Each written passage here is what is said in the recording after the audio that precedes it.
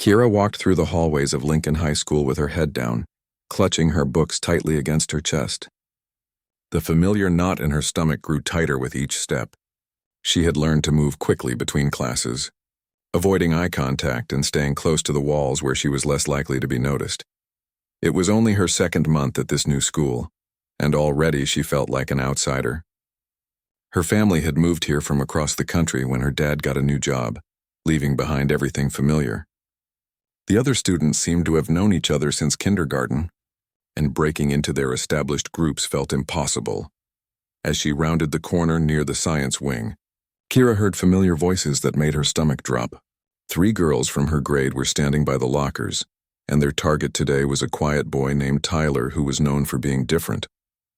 He wore vintage clothes, carried a worn leather bag instead of a backpack, and spent most of his time reading poetry books during lunch.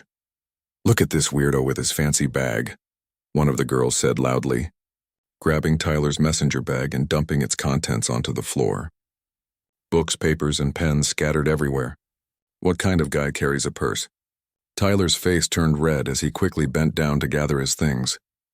Other students walking by either pretended not to see what was happening, or actually stopped to watch like it was entertainment. Nobody stepped forward to help. Kira felt her heart racing. She knew she should do something, but her legs felt frozen. What if they turned on her next? She was already struggling to fit in, and getting involved would only make her a target too. She had seen what happened to students who tried to stand up to these particular girls before. But as she watched Tyler's hands shake while he tried to collect his scattered homework, something inside her shifted. She remembered her older sister Zoe's words from their last phone call. Sometimes being brave isn't about not being scared. It's about doing the right thing even when you are scared. Zoe was away at college now studying to become a social worker. She had always been the one to stand up for others even when it wasn't easy. Before moving, she had volunteered at a community center helping kids who were being bullied. She always said that silence in the face of cruelty was just another form of participation. Taking a deep breath, Kira walked over to where Tyler was still gathering his things. She knelt down and started helping him pick up his papers, completely ignoring the 3 girls who were still standing there. "Hey, Tyler," she said in a voice that was steadier than she felt. "I think you dropped this." She handed him a notebook that had slid under a nearby locker. The lead girl, Brittany, looked surprised. She wasn't used to being ignored, especially by someone new who should have been trying to stay invisible. "Excuse me, did we ask for your help?" Brittany said, taking a step closer to Kira. Kira stood up slowly, still holding some of Tyler's pens. Her heart was pounding so hard she was sure everyone could hear it, but she looked Brittany directly in the eyes. "No, but he needed it," Kira said simply. And that's what matters. The hallway had gotten quieter. More students had stopped to watch what was happening, sensing that something was different about this confrontation. Usually when Brittany and her friends targeted someone, it ended quickly with the victim walking away humiliated and everyone else pretending they hadn't seen anything. "You're new here," Brittany said, her voice taking on a threatening tone. "So maybe you don't understand how things work. Stay out of business that doesn't concern you." "Actually," Kira said, surprised by her own boldness, "I think when someone is being treated unfairly, it concerns all of us." Tyler had finished gathering his things and was standing now too, looking shocked that someone had actually stepped in to help him. He had been dealing with this kind of treatment for months, and nobody had ever intervened before. Brittany's 2 friends flanked her, clearly expecting Kira to back down. They had this routine down to an art form. Most students were too afraid of becoming the next target to risk getting involved, but Kira didn't back down. Instead, she did something unexpected. She smiled. "You know what, Brittany? I bet you're actually really talented at something. Maybe instead of using your energy to make others feel small, you could use it to do something amazing. Have you ever thought about that?"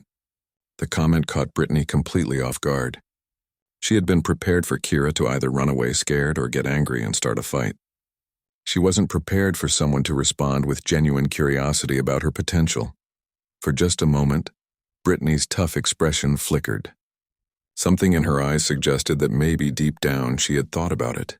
Maybe she was tired of being known as the mean girl. Maybe she had other dreams. But the moment passed quickly and her defensive walls went back up. "Whatever," Brittany said, trying to regain control of the situation. "Come on, let's go." We've wasted enough time on these losers. As the three girls walked away, the crowd of watching students began to disperse, but several of them gave Kira small nods of approval as they passed. Tyler looked at her with genuine gratitude. "Thank you," he said quietly. "Nobody's ever. I mean, most people just pretend not to see." "I almost did the same thing," Kira admitted. "But pretending doesn't make it go away, does it?" Tyler shook his head. "No, it doesn't. It just makes you feel invisible." As they walked to their next class together, Kira realized that something fundamental had changed. Not just in the hallway dynamics, but inside herself.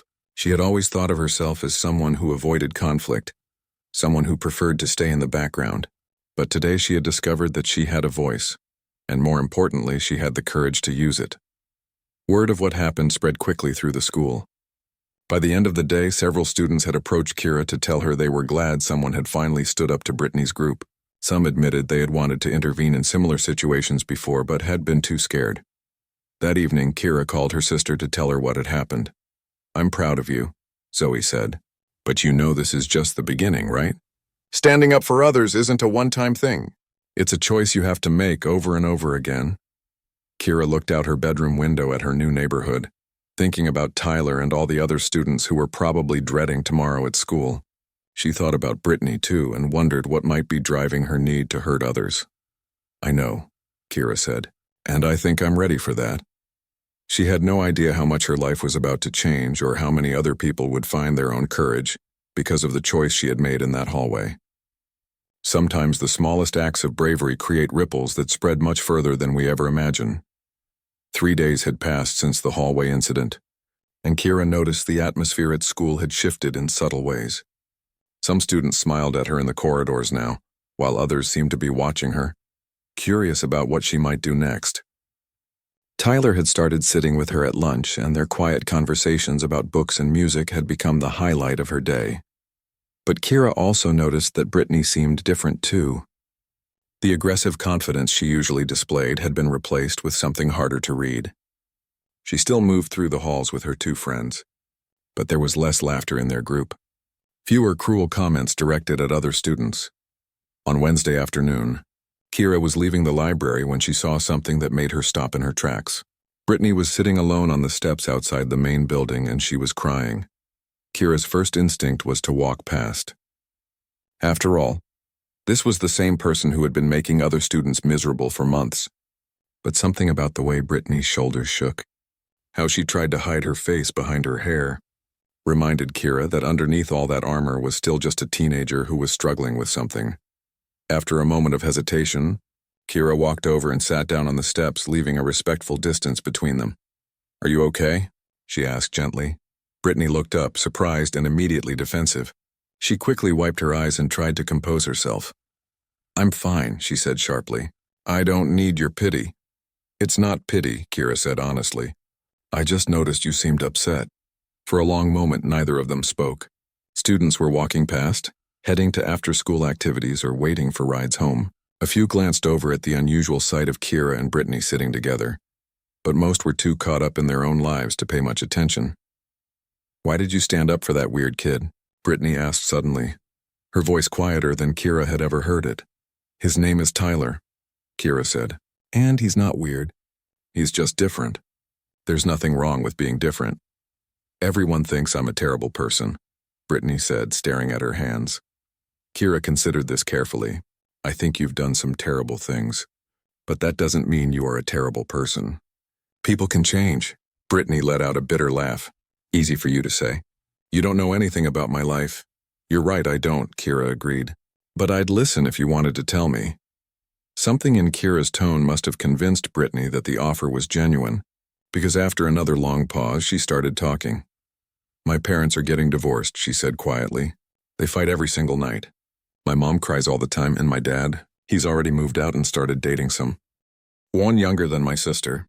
I feel like everything in my life is falling apart, and I guess making other people feel as miserable as I do was the only way I could feel like I had any control." Kira felt a wave of understanding wash over her. She remembered her own first weeks at this school, how lost and angry she had felt about the move, how she had wanted to blame someone for her unhappiness. "That must be really hard," she said.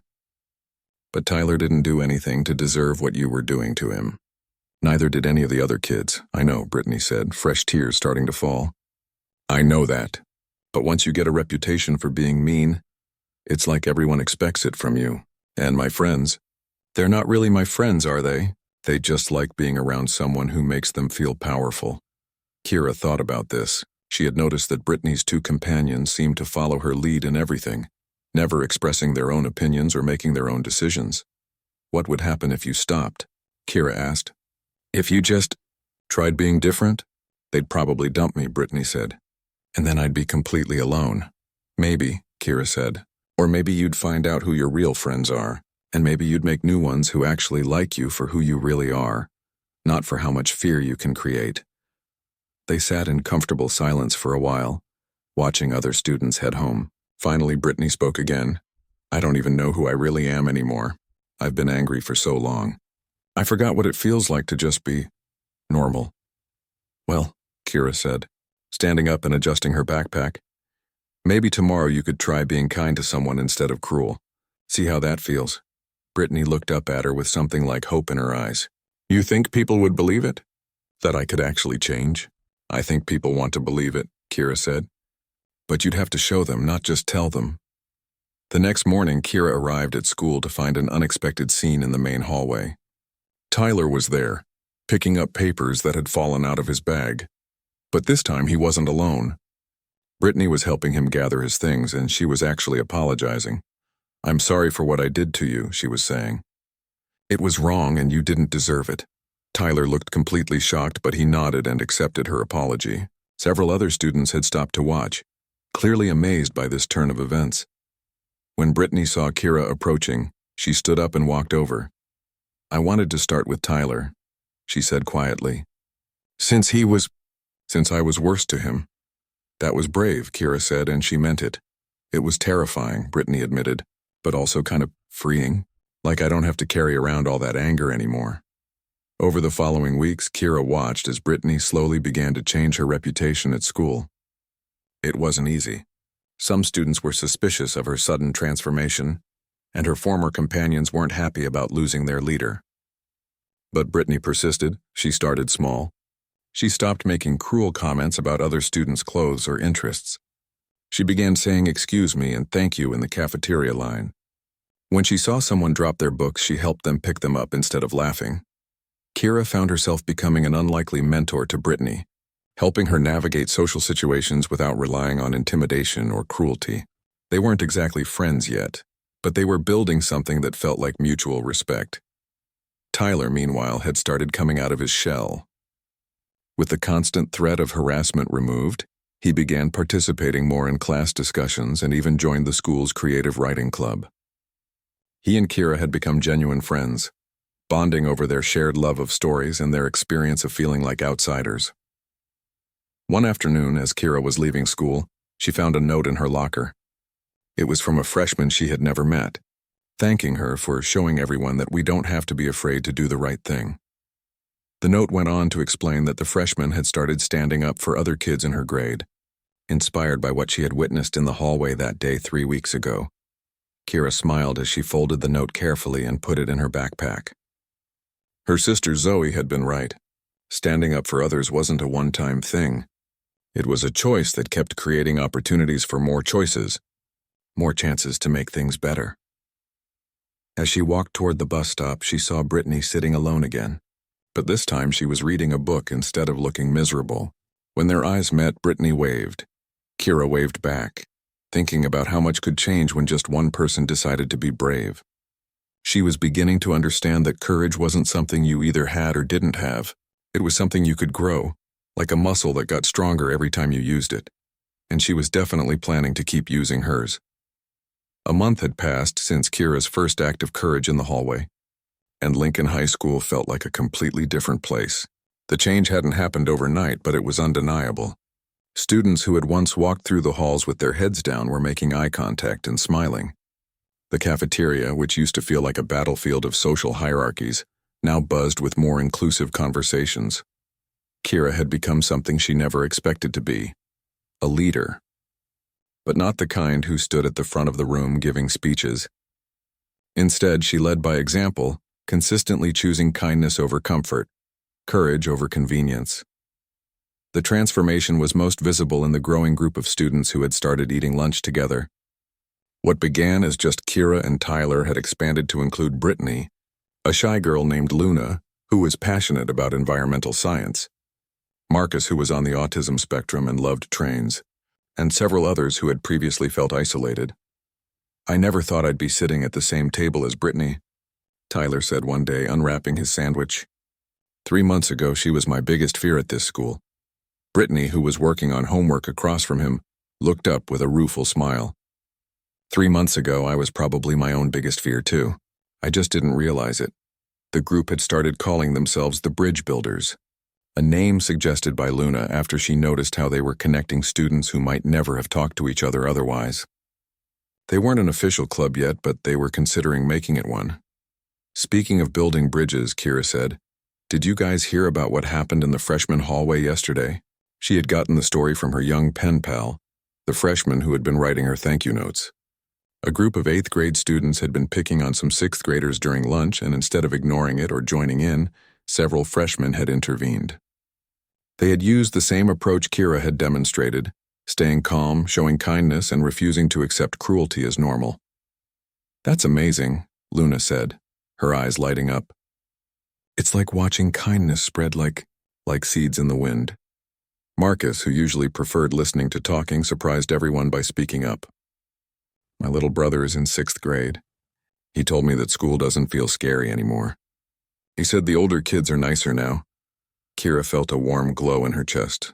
This was bigger than anything she had imagined when she first knelt down to help Tyler pick up his papers. They weren't just changing their own school experience. They were creating a culture shift that was affecting students they had never even met.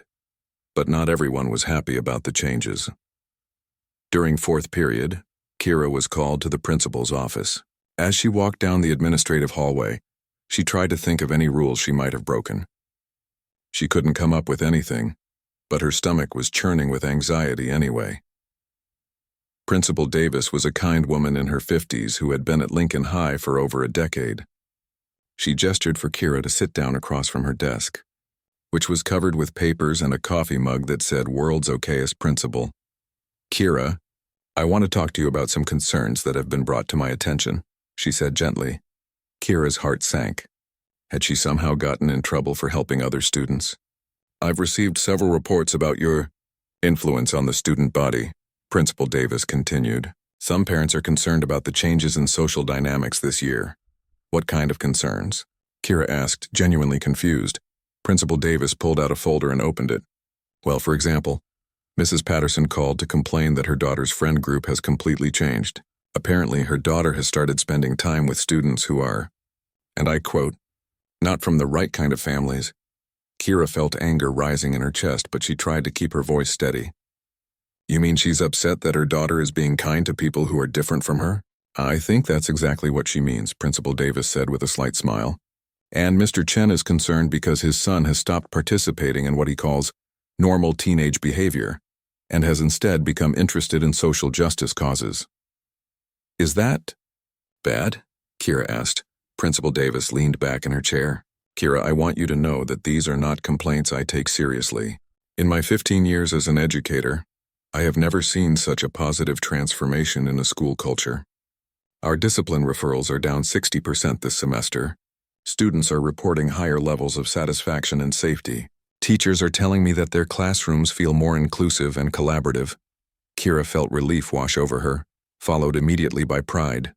"However, Principal Davis continued, I do want to make sure you're not feeling overwhelmed by the role you seem to have taken on. Being a catalyst for change is wonderful, but it's also a big responsibility for someone your age." Kira thought about this. It was true that she sometimes felt the weight of other students' expectations. People looked to her to know how to handle difficult situations, and sometimes she honestly didn't know the answer. "Sometimes it is overwhelming," she admitted, "but I've learned that I don't have to have all the answers. I just have to be willing to try to do the right thing, and trust that other people will figure out their own ways to help." Principal Davis nodded approvingly. "That's very wise. And speaking of help, I have a proposition for you.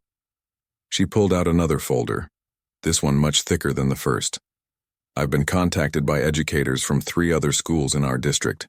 They've heard about the positive changes here at Lincoln, and they want to know if some of our students would be willing to share their experiences with their student bodies. Kira's eyes widened. You mean like give presentations? Exactly. Nothing formal or complicated. Just sharing your stories about how small acts of courage can create big changes. Would you and your friends be interested in something like that? Kira felt excited and terrified at the same time. Public speaking had never been her strong suit, but the idea of helping students at other schools feel safer and more included was incredibly appealing. Can I talk to the others about it? She asked. Of course. Take your time deciding. But Kira, I want you to know that what you've started here isn't just changing our school. It's changing lives. That afternoon, Kira shared Principal Davis's offer with the bridge builders during lunch. The response was immediate and enthusiastic.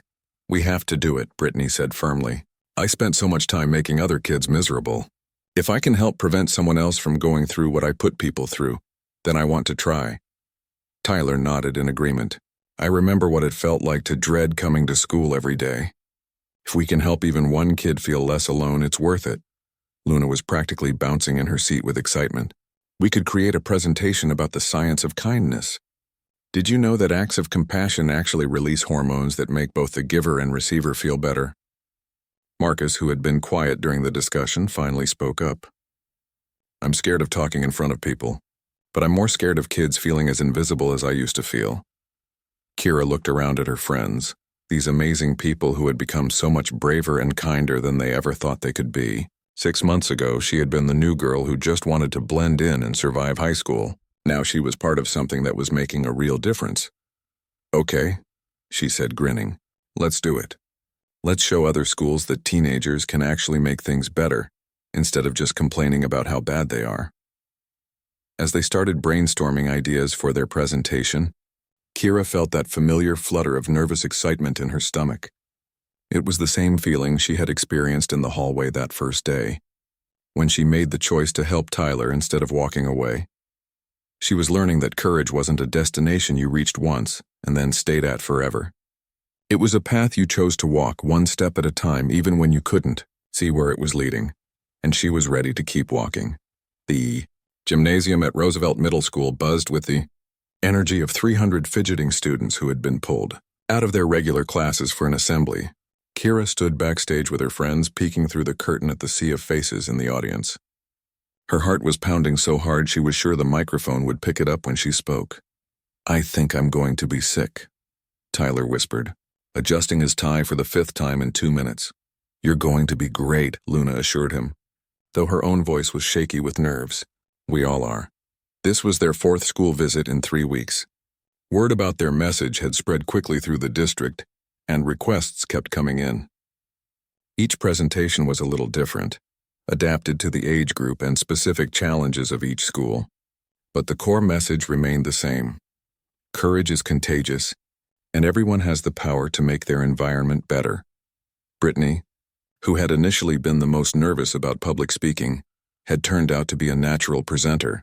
Her story of transformation resonated powerfully with students who saw themselves in her struggles. Remember, she said now, giving everyone an encouraging smile. We're not here to lecture them. We're just here to share what we learned. Marcus nodded, clutching his note cards. He had overcome his fear of public speaking by focusing on the message rather than himself. Someone in that audience needs to hear what we have to say today. Principal Martinez of Roosevelt Middle School approached their group. Are you ready? The students are excited to meet you. Kira took a deep breath and nodded. Over the past month, she had learned that the nervousness never completely went away, but it got easier to manage. More importantly, she had discovered that the impact they were making was worth pushing through the discomfort. As they walked onto the stage, Kira scanned the audience. She could see the usual mix of expressions. Some students looked genuinely interested, others appeared skeptical, and many seemed to be wondering why they had been pulled out of math class for this. Good morning, Roosevelt, Kira said into the microphone, her voice stronger than she felt. How many of you have ever felt invisible at school?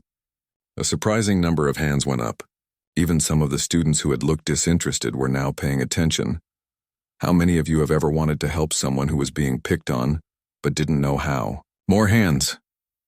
And how many of you have ever felt like one person couldn't possibly make a difference? Almost every hand in the gymnasium was raised.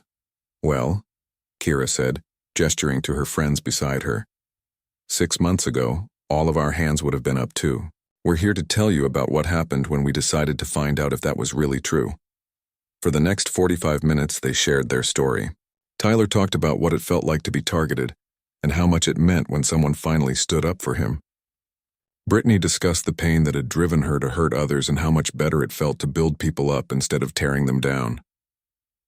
Luna explained the science behind their approach, sharing research about how kindness literally changes brain chemistry and creates positive feedback loops in communities.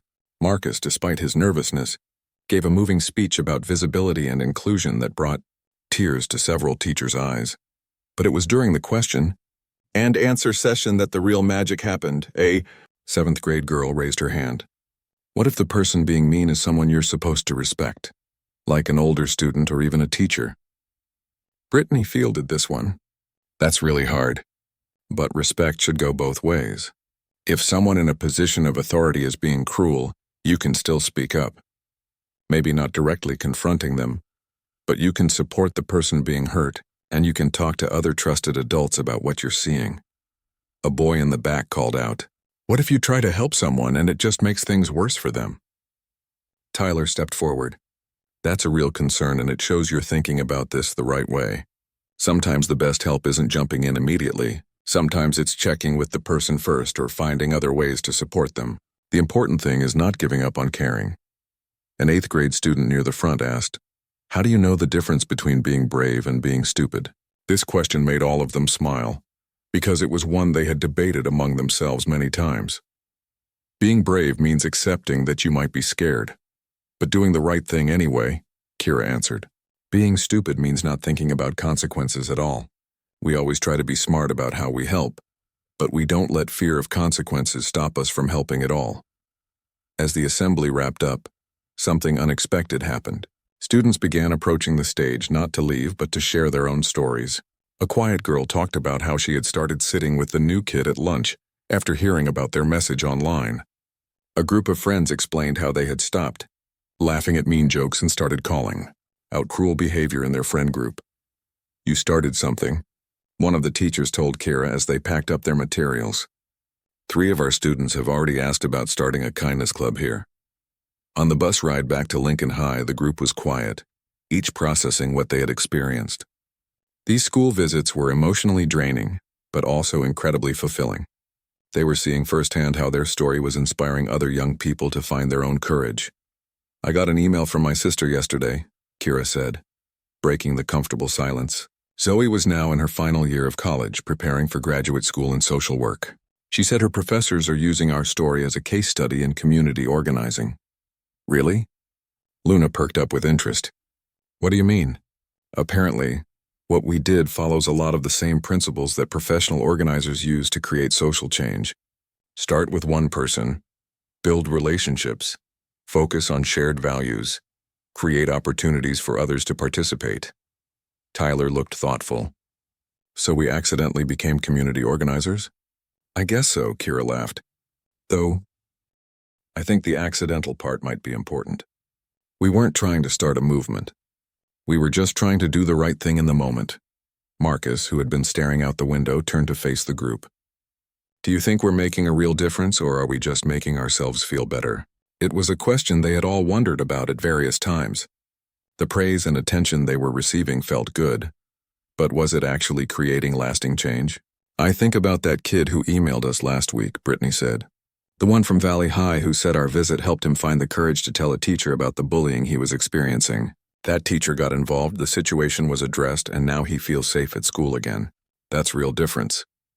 And yesterday I saw 2 students I don't even know helping a freshman who had dropped all her books," Tyler added. "When I walked past, one of them said, 'Bridge builder style. They're using our language, but they're making it their own.'" Kira nodded. She had been collecting similar stories from students, teachers, and parents. The ripple effects of their initial act of courage were spreading far beyond what they could track or measure. "I think the real test isn't whether we're making a difference," she said thoughtfully. It's whether the difference continues after we graduate and move on. Are we teaching people to depend on us, or are we teaching them to find their own courage? Luna grinned. Well, based on what we saw today, I'd say we're definitely teaching them to find their own courage. Did you see how many students were taking notes during our presentation? As their bus pulled into the Lincoln High parking lot, Kira felt the familiar mix of exhaustion and exhilaration that followed their school visits.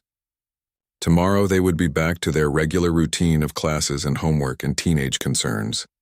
But they would also be continuing the work that had become so much more than they ever imagined. Because once you discover that you have the power to make things better, it becomes impossible to pretend that you don't. 2 years later, Kira stood at her bedroom window, looking out at the same neighborhood that had felt so foreign when her family first moved here. Tomorrow she would be leaving for college, and tonight she was reflecting on how much had changed since that first day she decided to help Tyler in the hallway. Her phone buzzed with a text from Luna, who was already at her orientation across the country. Just met my roommate, told her about bridge builders and she wants to start one here. The ripples continue. Kira smiled, thinking about how their little group had evolved over the past 2 years. What started as informal lunch conversations had become an official club, with over 100 members across multiple schools in their district. The bridge builders now had a handbook, a website, and a network of student chapters that operated independently while sharing resources and strategies. But perhaps more importantly, the ideas had spread beyond formal organizations. The culture shift at Lincoln High had become permanent, embedded in the way students treated each other. New students were quickly welcomed into the inclusive environment, and incoming freshmen learned from upperclassmen that kindness was the norm, not the exception. A knock at her door interrupted her thoughts. "Come in," she called. Tyler peeked his head in, grinning. "Ready for your big send-off party?" The bridge builders had organized a goodbye celebration for Kira, Brittany, and Marcus, who were all heading to different colleges in the fall. Luna had already left, and Tyler would be staying local for community college before transferring. "I can't believe it's actually happening," Kira said, grabbing her jacket. "Sometimes it feels like we just started all this yesterday." As they walked toward Tyler's car, he shook his head in amazement. "Do you remember when my biggest goal was just getting through the day without being humiliated? Now I'm giving presentations to middle schoolers and helping other kids start their own advocacy groups. You're going to do amazing things in college," Kira said. Tyler had discovered a passion for education and was planning to become a teacher, specifically to create safe and inclusive classrooms for students like his younger self. The goodbye party was being held at the community center where Kira's sister Zoe had once volunteered. Zoe, who was now a graduate student studying social policy, had driven in from the state university to attend. When they arrived, Kira was amazed to see not just current Bridge Builders members, but students from other schools they had visited, teachers who had supported their work, and even some parents who had become advocates for positive school culture change. Principal Davis approached with a wide smile, carrying a wrapped package. "Kira, I have something for you before you leave us." Inside the package was a framed photo of that first Bridge Builders lunch group, along with a letter signed by dozens of students, teachers, and community members. The letter detailed specific ways that Kira's courage had impacted their lives, from helping them find their own voices to inspiring them to pursue careers in education, social work, and community organizing. "There's something else," Principal Davis said, her eyes twinkling with excitement. "The district is implementing a new peer mediation program next year, based on the conflict resolution strategies you and your friends developed. It's going to be called the Bridge Builders Program, and it will be available in all our schools." Kira felt tears pricking at her eyes. When she first stood up for Tyler, she had just been trying to do the right thing in the moment. She never could have imagined it would lead to systemic change across multiple schools. "Speech, speech," someone called out, and soon the entire room was chanting for Kira to address the group. She hadn't prepared anything formal, but as she looked around the room at all these faces, she knew what she wanted to say. 2 years ago, "I was the new girl who just wanted to fit in and get through high school without any drama," she began. "I never thought of myself as brave or as a leader, but I learned something important. Courage isn't something you're born with or without. It's something you choose one moment at a time." She paused, seeing nods of understanding around the room. "I also learned that no one person creates change by themselves. Every single person in this room has contributed to making our schools more inclusive and kind. You took the ideas and made them better. You found your own ways to stand up for others. You proved that young people don't have to wait until they're adults to make the world better. A girl from Roosevelt Middle School raised her hand. What advice do you have for us when you're not here anymore? Kira thought carefully about her answer. Remember that the goal was never to need me or Tyler or Brittany or any of the original bridge builders. The goal was always to help everyone find their own courage. You don't need permission to stand up for someone. You don't need a special title or position. You just need to care about others and be willing to act on that caring. Marcus, who had overcome his fear of public speaking so completely that he was now planning to study communications, stepped up beside her. And remember that small actions matter.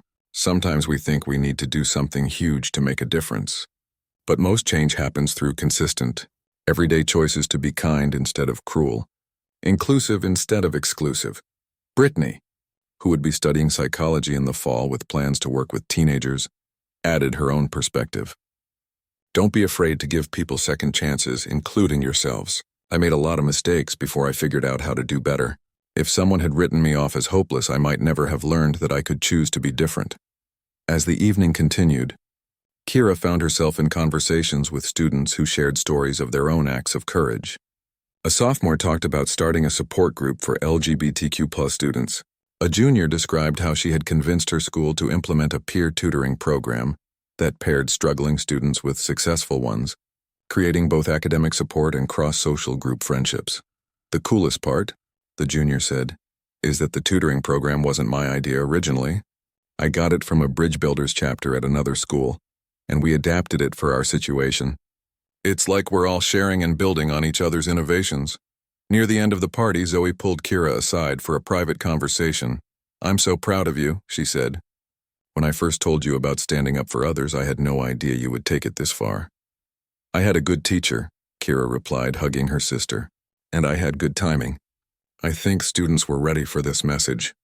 They just needed someone to show them it was possible. Zoe nodded thoughtfully. In my social policy classes, we study how social movements start and spread. What you've created here is a textbook example of grassroots organizing. You identified a problem, found others who cared about it, developed practical solutions, and created sustainable systems for continuing the work. It doesn't feel that formal when you're living it, Kira laughed. Most of the time it just felt like we were figuring things out as we went along. That's exactly how most successful movements start, Zoe said. With people, who care more about solving problems than following perfect plans. As the party wound down and people began saying their final goodbyes, Tyler approached Kira with a serious expression. I need to tell you something, he said.